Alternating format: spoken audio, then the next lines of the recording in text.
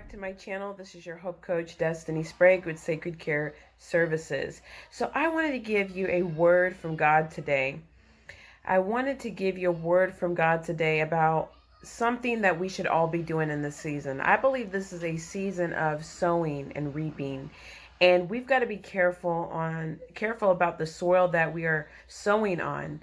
What I mean is that it's okay to throw out seeds to people, right?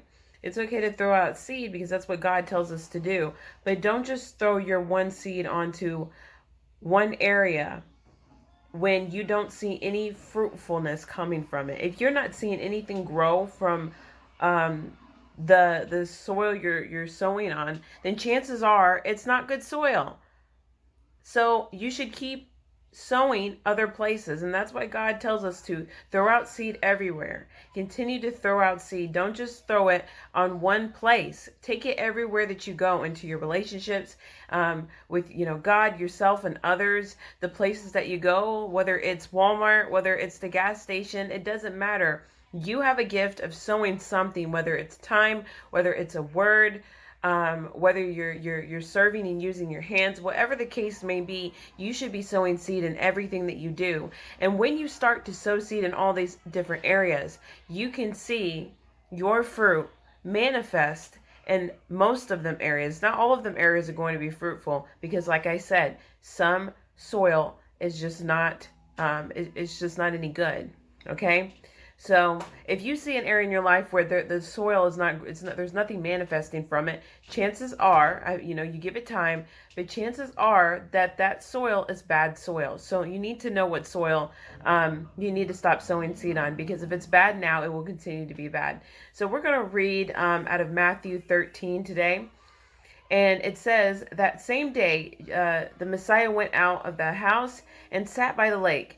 Such large crowds gathered around him that he got into a boat and sat in it, while all the people stood on the shore.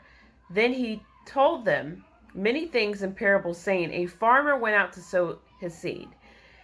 As he was scattering the seed, some fell along the path, and the birds came and ate it up. Some fell in rocky places where it did not have much soil. It sprang up quickly because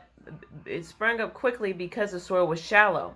But when the sun came up, the plants were scorched, and they withered because they had no root. Okay? Other seed fell among thorns, which grew up and choked the plants. Still other seed fell on good soil, where it produced a crop, 100 to 160 or 30 times what was thrown. Whoever has ears, let them hear. So My prayer is for you today is that may you hear and see what I'm talking about, okay?